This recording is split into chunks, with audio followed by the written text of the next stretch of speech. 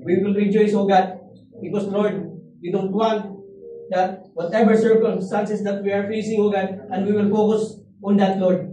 You want, Lord, that we will experience the joy, your love, and Lord, we thank you because you spoke to each and every one, O Lord, that we need to surrender our trials, our problem, and everything, Lord.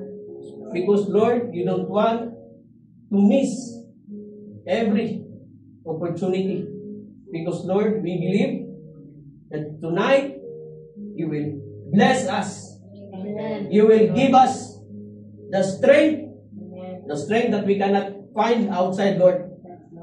The faith that we can stand whatever trials. Because, Lord, we believe, O God, that each and every one, Lord, the Holy Spirit is living in us, Lord.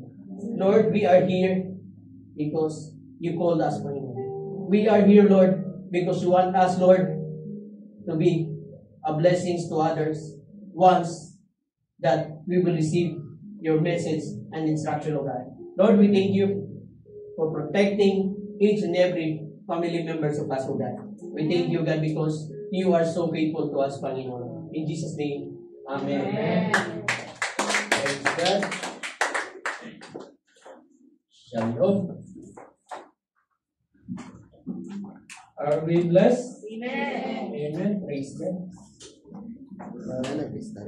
Sis, Sis Wayne, we can translate to your husband. Praise God. Sabi nga sa salita ng Panginoon, that for God so loved the world that He gave His only begotten Son, that whoever believes in Him would not perish but have eternal life. Maganda po yung when we receive Jesus Christ as our personal Lord and Savior, hindi lang doon nagtatapos. Because Jesus Christ don't want us just to believe only in Him. Because ang gusto ng Panginoon na magkaroon ng direction yung buhay natin. Sabi nga sa mission natin that we exist to forcefully advance God's kingdom by making believers disciples of Jesus Christ. So ngayon po, tuturuan po tayo ng Panginoon how to follow Him, how to follow His instruction.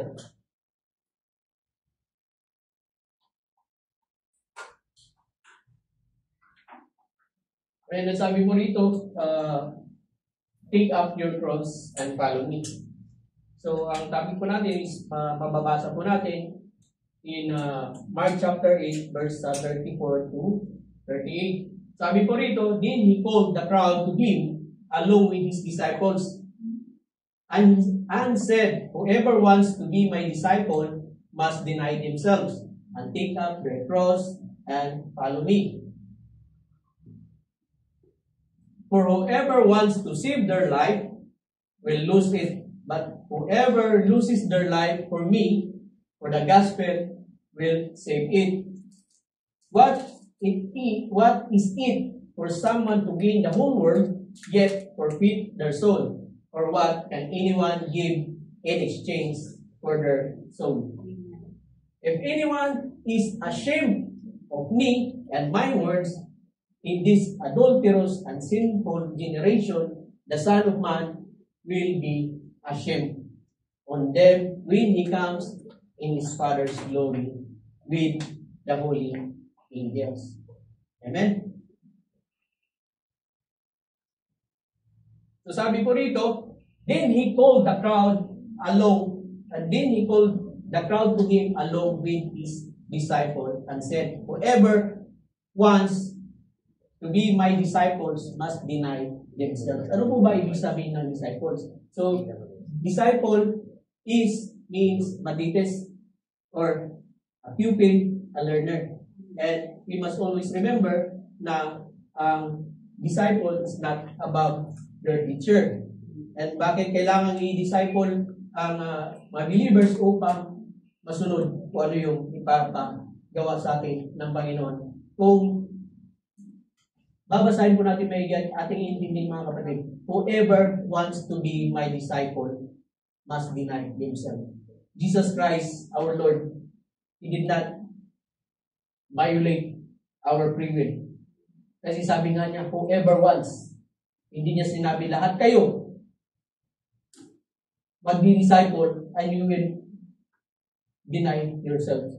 So, andun yung free will. If you believe on our Lord Jesus Christ that He is your master, your teacher, and He must obey. Ano po ibig sabihin ng must deny themselves? And mind nyo mga kapatid, when our Lord Jesus Christ, pag nagtuturo po siya, lagi po sa salita niya. Kaya po pag tayo po ay natuturuan, is kailangan po nating i-guard ang ating heart. Hindi po tayo dapat magtampo.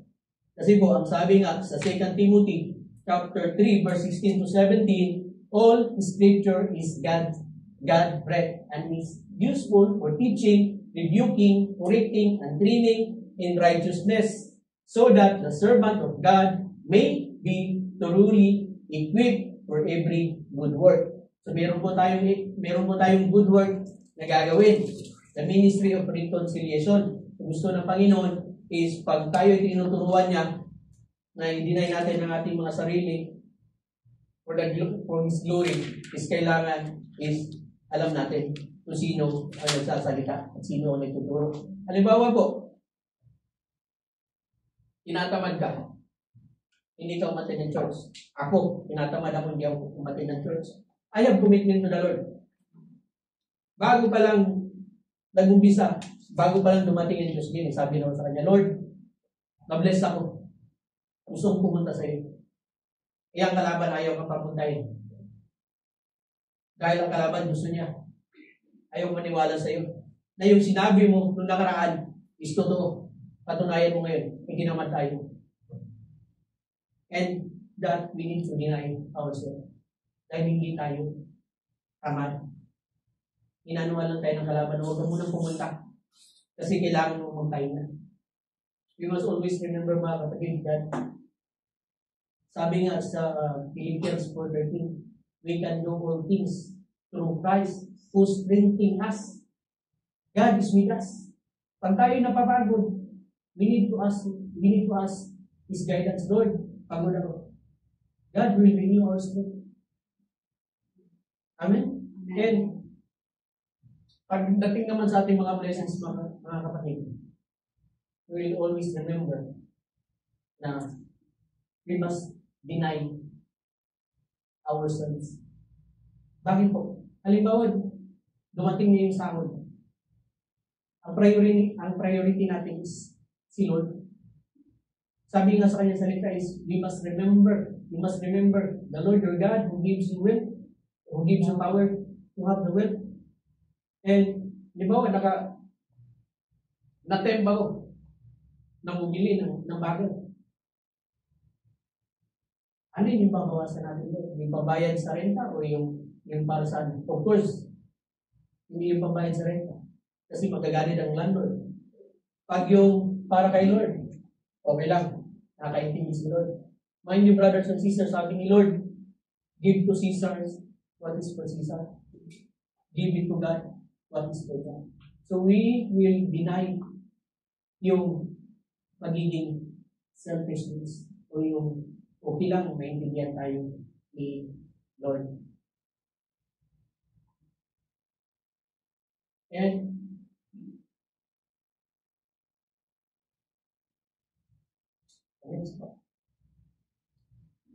sabi nga rito mga kapatid, in Hebrews 13 verse 17, have confidence in your leaders and submit to their authority because they keep watch over you as those must give an account. Do this so that their work will be a joy, not a burden. For that would be of no benefit to you. Like si Lord Jesus Christ, tinuturuan niya ang kanyang mga disciple, ang mga tao.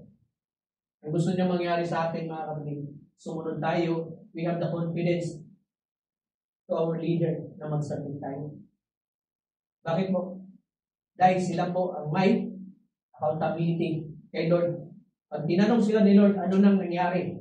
sa flux na nai-trust ko sa iyo.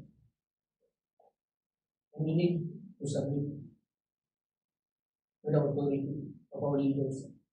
Dahil darating ang panahon, tayo rin ay magiging leader. Hindi po tayo hanggang umuulan. Like the city ministry. Gusto ng Panginoon is meron tayong ministry. Alam mo, subukan lang natin. Kanya-kanya tayong bangko, dalhin natin. Iuwi natin. Iuwi natin yung bangko. Pagdating dito, upo tayo. Nakakapagod, di ba? Burden. Kasi bakit pa natin yan? Pero, when we stand, the truth, na tinawag tayo ng Panginoon, andun, yung glory, may kita sa buhay natin. Lagi po natin tatandaan, mga kapatid, when God always inviting us, punta tayo. Dahil ang gusto ng Panginoon, maging concrete yung foundation natin sa kanyang, sa faith natin sa kanya. Sabi nga sa Hebrews 10:25, and let us not neglect our meeting together. And some people do, but encourage one another, especially now that the day of His return is drawing near. Ibig po sabihin na we must always come to the house of the Lord. Alam niyo po, napakaganda po pag lagi nating naririnig sa kapwa natin na nakakarinig tayo. I was glad that someone tell me, come to the house of the Lord. Hindi na tayo tinatawag kung alika, punta tayo sa ibang ano. So, we always acknowledge His presence dahil ang Panginoon po is nagtatawag sa atin. Ang gusto ng Panginoon sa atin is encourage natin ang one another. Dahil nalalapit na ang kanyang pagbabalik. Alam naman natin yun. Kasi alam natin kung ano nang nangyayari ngayon sa mundo natin. Ang gusto natin na makasama ng ating Panginoon sa kanyang presensya. Amen?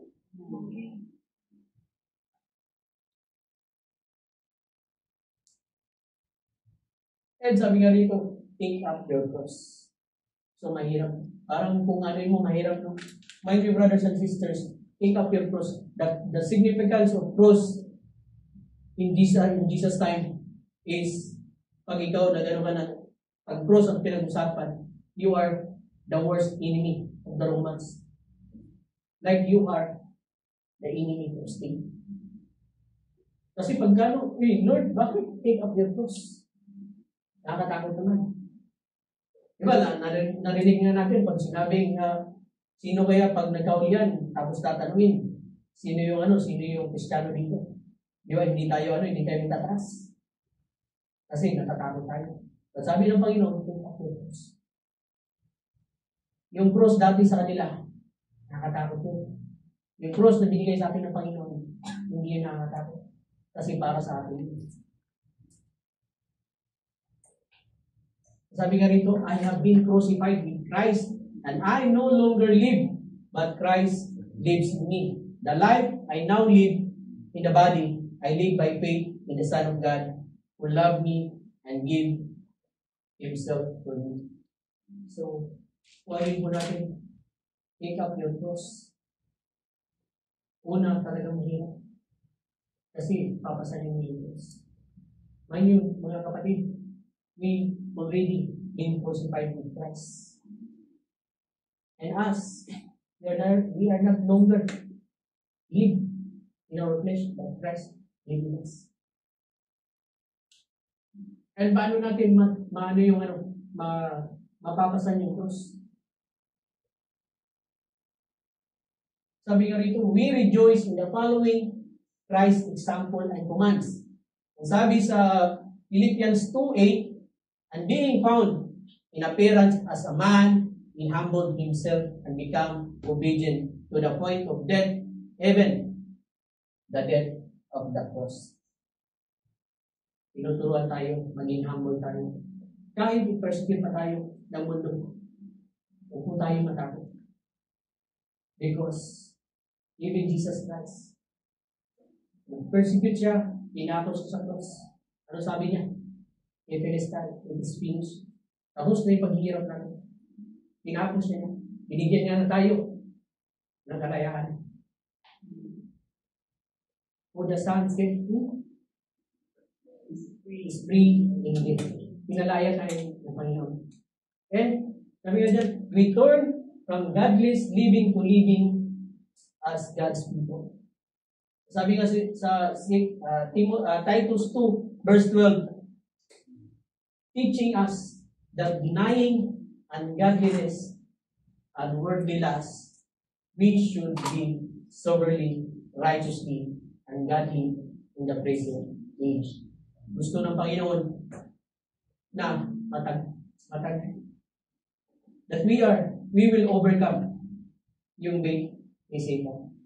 We must always remember, lagi tayo pinapainan ng Satanas upang hindi tayo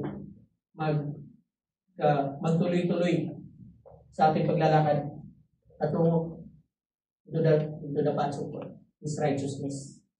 Ang gusto ng Panginoon na lagi tayo vigilant, na hindi tayo matisod, na hindi natin mahit yung three avenue of sin. The lust of the flesh, the lust of the eyes, and the pride of life. Dahil mahirap yun. Dahil ang gusto ng Panginoon is we will always live as God's living people. And we don't live as a slave to sin. And sabi nga sa Romans 6, verse 6, knowing that our old man was crucified with him, that the body of sin might be done away with, that we should no longer slave of sin. Pinalayan na tayo ng Panginoon because when we accept Jesus Christ, the old has gone and the new has come. And ang gusto ng Panginoon is pag sumunod tayo sa Kanya is we need to give our self. Kata pa nga kanina, here I am. I want to live as a living sacrifice. Sabi nga rito, therefore, I urge you, brothers and sisters, in view of God's mercy, to offer your bodies as a living sacrifice, holy and pleasing to God. This is your true and proper worship. Do not conform to the pattern of this world, but be transformed by renewing of your mind. Then you will be able to test and approve what God will is. His good, pleasing, and perfect will. Tuturuan tayo ng Panginoon na we should always give our body as a living sacrifice. Ang gusto ng Panginoon is hindi natin we will not conform to the pattern of this world. Dahil ang pattern ng world is God, His mercy is always present in you. But gusto ng Panginoon na we should live always.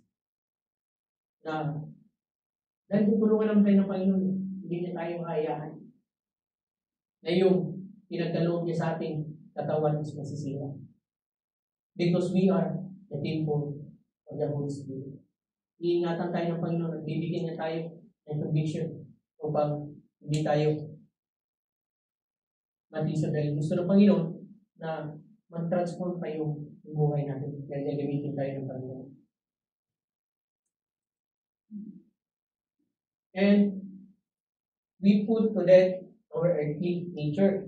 Sabi nga sa Colossians 3:5, put to death therefore what is earthly in you, sexual immorality, impurity, passion, evil desire, and covetousness, which is idolatry. Tutulungan po tayo ng Panginoon na magsubmit sa Kanya. If there is any temptation that we will always submit to God, resist the devil and he will flee. And we focus on the goal despite the cost. Sabi nga sa Acts 20:24, but none of these things move me, nor I do count my life dear to myself. Sabi ni Apostle Paul na none of this will move me, nor do I count my life there to myself. So, hindi inisip ni Apostle Paul ang kanyang sarili. So that I may finish the race, my race with joy and the ministry which I received from the Lord Jesus Christ. Jesus Christ, the Lord Jesus, to testify to the gospel of the grace of God. So we need to endure despite the cost. And sabi nga dyan, follow me. Ito mga kapatid, merong tatlong nagtanong sa kay Lord Jesus Christ. Now, in Luke 9:57, verse 57, 62, now it happened as the journey on the road that someone said to him, Lord, I will follow wherever you go. And Jesus said to him, foxes have holes and birds of the air have nests, but the Son of Man has nowhere to lay his head. Then he said to another, follow me. But he said, Lord, let me first go and bury my father. And Jesus said to him, let the dead bury their own dead, but you go and preach the kingdom of God. And another also said, Lord, I will follow you, but let me first go and bid them farewell who are at my house. But Jesus said to him, no one having put his hand to the plow and looking back, it is for the kingdom of God. Mga kapatid, ang gusto ng Panginoon sa atin is sumunod tayo sa Kanya na walang pag-aalinlangan. Babasahin po natin yung plow. Sino po nakakilala kay Elisha? Elisha is the disciple of Elijah.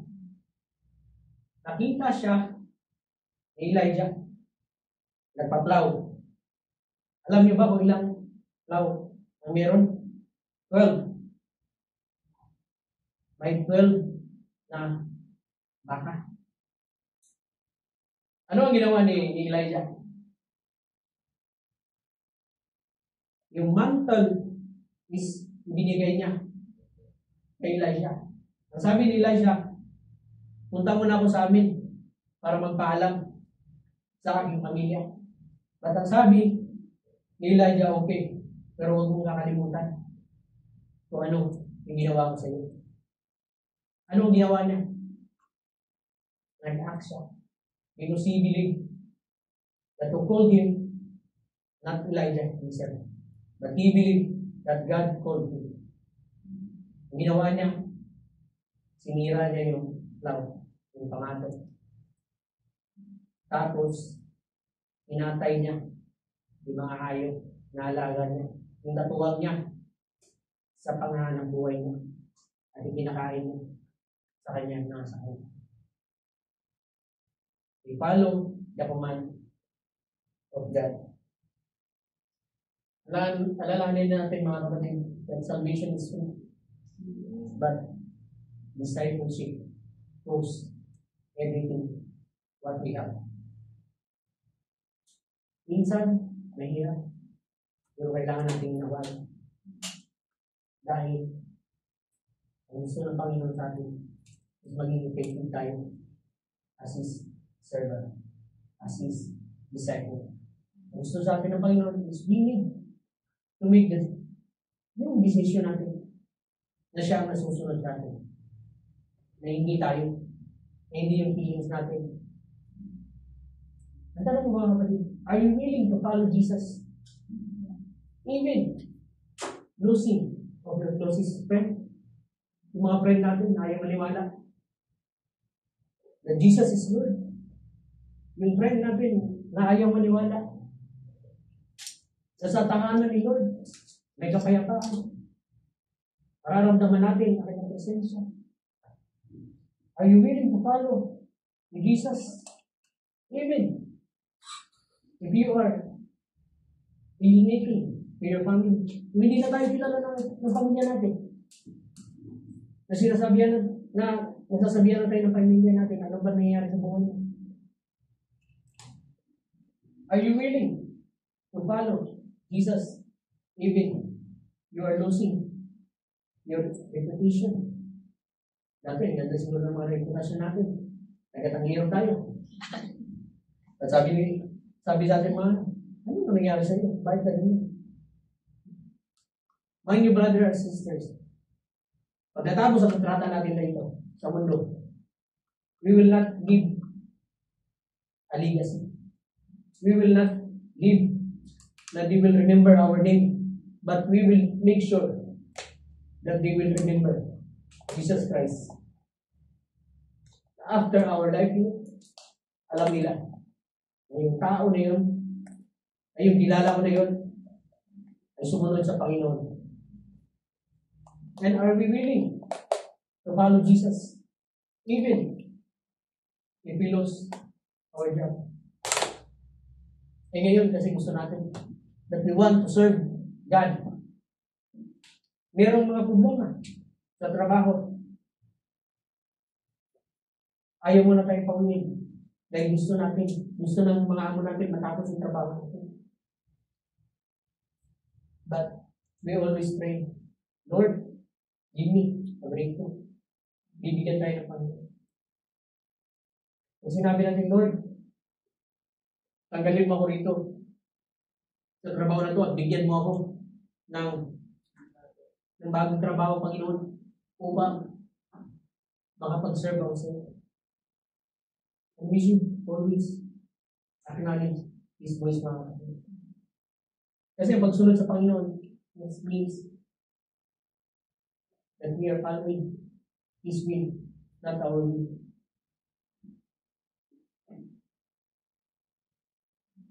Sabi nga rin, then behold the crowd to Him alone with His disciple and said, whoever wants to be my disciple must deny themselves and take up their cross and follow me. Mga kapatid, mahirap talaga. You want to deny yourself? You want to take up your cross and follow Jesus. Alam niyo, bago pa lang ako mag-attend ng church sa OBG, someone invited me. I was in a room with the music. Sabi ko sa kanya, sigurado ka ba? Na-invitahin mo ako matatapos ang relasyon natin. She said, yes. Mahaba yung process. But worth it. We need to die on ourselves. We need to take up our cross. And we need to follow our Lord Jesus Christ. Amen. My dear brothers and sisters, we deny ourselves. Not because we need to sacrifice. To be able to sacrifice, you need to feel the love of God. Amen. Kasi, pag hindi mo mamali ng Panginoon, you will not sacrifice. Mahirap ang project. Mahirap. You deny yourself. But you must remember, hindi tayo karapat-dapat nabigyan ng pagkakataon ng Panginoon. Sabi nga niya, for the wages of sin is death. But His grace is grabe. And who we are to decline the invitation of God. Amen. To follow Him. If the Lord says yes, nobody can say no. At lagi natin iintindihin, we don't need to think ourselves. We should need to think our family. Ano yung kapatid? In Deuteronomy, ang sabi nga ni Moses, witness the heavens and the earth. You will choose death or life. Anong gusto natin? You want death? Na maapektuhan ang iyong pamilya natin? Or you want life? Mahirap man sundin. But we always acknowledge, we always ask God that, Lord, let your glory shine upon our lives. Amen. And how the glory of God will shine in our life is matatakot tayo. Matatakot tayo mabigo. Matatakot tayo. Namawala na tayo ng pag-asa. Sa pagmamahal, andyan si God. Hindi nagkukulang sa atin. Kaya gusto ni Lord sa atin is pagdating niya, walang ibang boses na magsasabi, akin yan. Kundi si Lord lamang ang magsasabi that you are mine. Amen? Ang minsan mga kapatid, nahirap talagang unawain o sundin. Sabi nga rito sa John 6, verse 60 to 64. Actually, yan ito hanggang 69. Daanan lang natin ha. Therefore, many of his disciples, when they heard this is a hard saying, who can understand it? Kasi si Jesus Christ nagsasalita. In John 6, nagpakita ng milagro ang Panginoon, feeding the 5,000. In John 6, Jesus Christ walked on the sea. And sabi dito, when Jesus knew himself that his disciples complained about this, he said to them, does this offend you? Ang salita ba ng Panginoon nakakapag-offend sa atin? Una, nakakapag-offend talaga. But praise God, pag naglalaon, maintindihan na natin. Why? Because God wants us to save. God don't want us to go to hell. Because yung hell, hindi para sa atin yun. And what then, if you should see the Son of Man ascend where he was before, it is the Spirit who gives life, the flesh profits nothing. The words that I speak, that you are spirit, and they are life. But there are some of you who do not believe, for Jesus knew from the beginning who did not believe and would betray him. Sabi rito in verse 65 to 69, and he said, therefore, I have said to you that no one come to me unless it has been granted to him by my Father. From the time many of his disciples went back and walked with him no more. Then Jesus said to the 12, do you also want to go away? But Simon Peter answered him, Lord, to whom shall we go? You have the words of eternal life, and also we have come to believe and know that you are the Christ, the Son of the living God. Ngayon mga kapatid, ang pagsunod sa Panginoon, hindi naman talaga easy. Because God did not promise us that we have the life like bed of roses. In John 10:10 it says, the thief does not come except to steal, kill, and destroy. But I have come to give you life abundantly. Hindi po pinangako ng Panginoon na yung buhay natin dito is parang tayo mga sheep.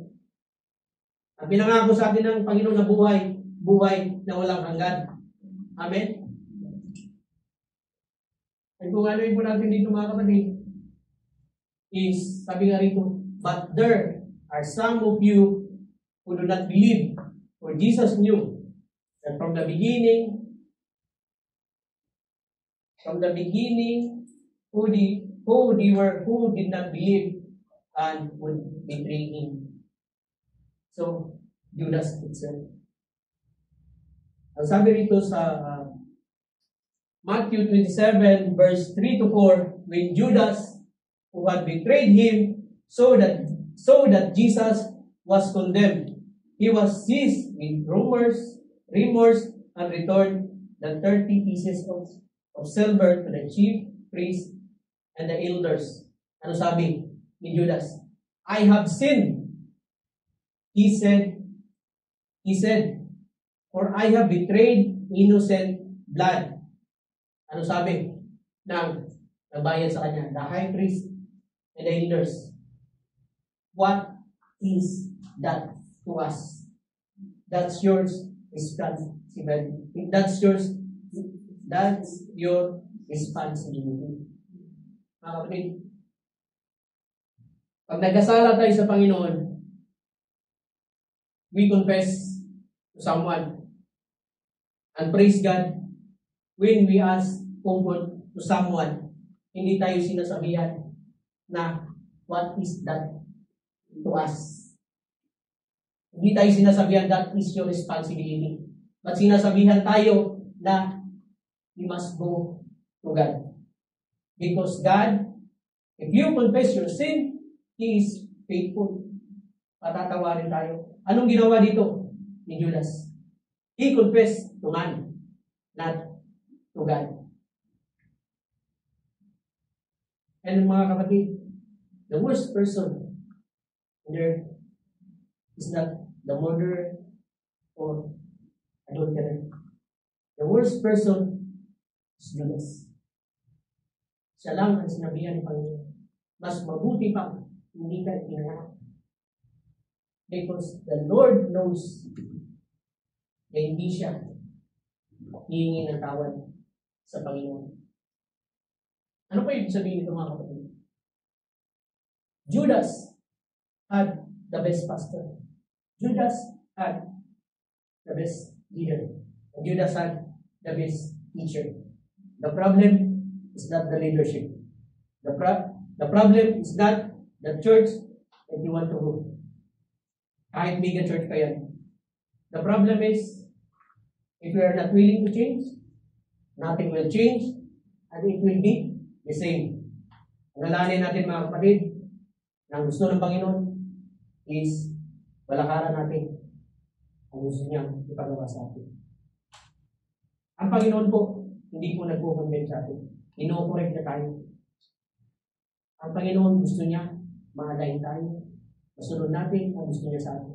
Like sa ating biological parents, anong gusto sa atin ng parents natin? Na maging maayos ang buhay natin. Na makapagtapos tayo ng pag-aaral, makamit natin yung minimiti niya.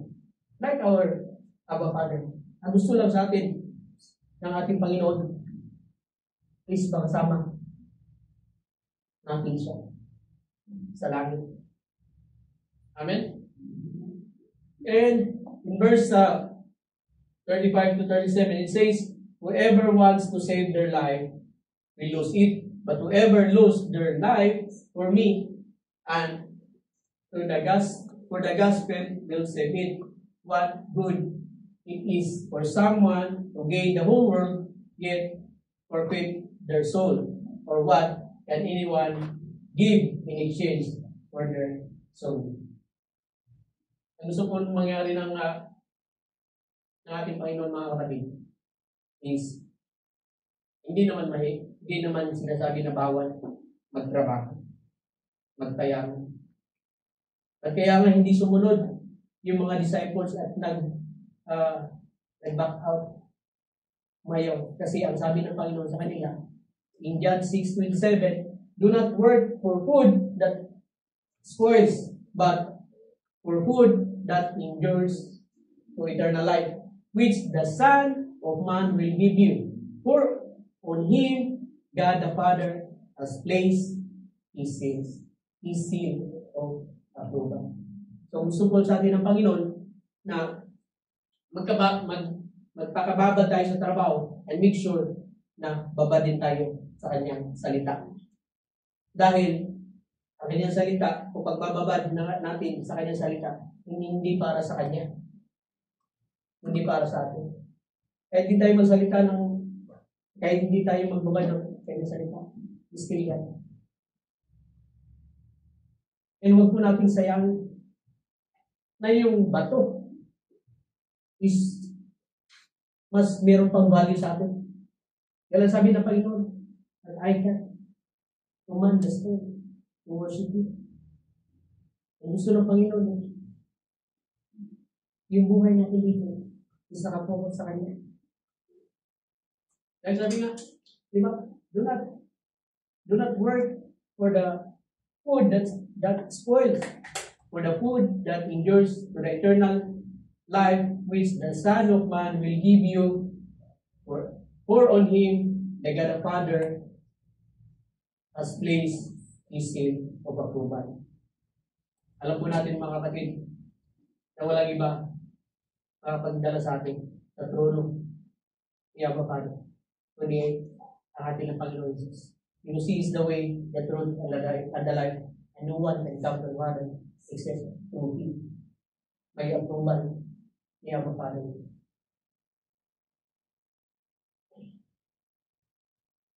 And ano po natin mga kapatid, alam niyo yung ibang mga tao, sikat na, celebrity, bininta na nila yung kaluluwa nila. Like mga Illuminati. Kung ano natin, mayaman na sila. Against the world. But after that, they will lose their soul. Alexander the Great, ang yaman niya. Pero sabi niya, nakaganon nga yung kamay niya, nung siya ay pinarada. Dahil hindi mahawakan na kanyang mga kamay kung ano man ang meron siya. He did not. He gained the whole world, but he lost his own soul. And sabi rito mga kapatid, if anyone is ashamed of me and my words in this adulterous and sinful generation, the Son of Man will be ashamed from them when He comes in His Father's glory with the holy angels. Ang gusto mo sa atin ng Panginoon is we will not deny Him. So sabi rito in 2 Timothy chapter 2, verse 11 to 12, this is faithful saying. This is faithful saying, for if we died with Him, we shall also live with Him. If we endure, we shall also reign with Him. We also, if we deny Him, He also denies us. Hindi po tayo dapat mahiya sa salita ng Panginoon. Bakit po? Nung tayo hindi pa naging Kristiyano, nung tayo hindi pa nakatanggap ng Kanyang salita, yung ginamit ng Panginoon as a vessel upang tayo ay makarinig ng Kanyang salita. Hindi pinahiya. That Jesus Christ, the one who sent them to us upang ipahayag ang Kanyang salita. So, sa atin din, huwag po tayong mahiya. May bahagi ang salita ng Panginoon. Dito sabi nga rito in Romans 1:16-17, for I am not ashamed of the gospel of Christ, for it is the power of God to salvation for everyone who believes, for the Jews first and also for the Greek. For it is the righteousness of God is revealed from faith to faith, as it is written, just shall live by faith. Naniwala po tayo. Because ipanghawakan natin ang Kanyang salita, nothing is impossible. Kahit sa atin, dati imposible na tayo ay mag-join ng ganitong service. Na kahit meron tayong problema, tayo ay sasayaw o kakanta. Na kahit wala man nangyayari, tayo ay iiyak. But see, ano yung naging resulta? Ang naging resulta, Jesus Christ did not deny us. Siya pa nga, nanahan sa atin. Amen? And let me close to this. Sabi rito, in Luke 4, verse 18 to 19, The Spirit of the Lord is upon me, because He has anointed me to preach the gospel to the poor. He has sent me to heal the brokenhearted, to proclaim the liberty to the captives and recovery of sight to the blind, to set at liberty those who are oppressed, to proclaim the acceptable year of the Lord. Mga kapatid, lahat po tayo, the Spirit of God sa panas, because He lives on us. The Lord anoint us. Yung anointing na pinagkaloob sa atin ng Panginoon, gamitin po natin. We need to activate our faith. We need to ask the Holy Spirit to ignite our burning desire to preach the gospel. Marami pa mga puro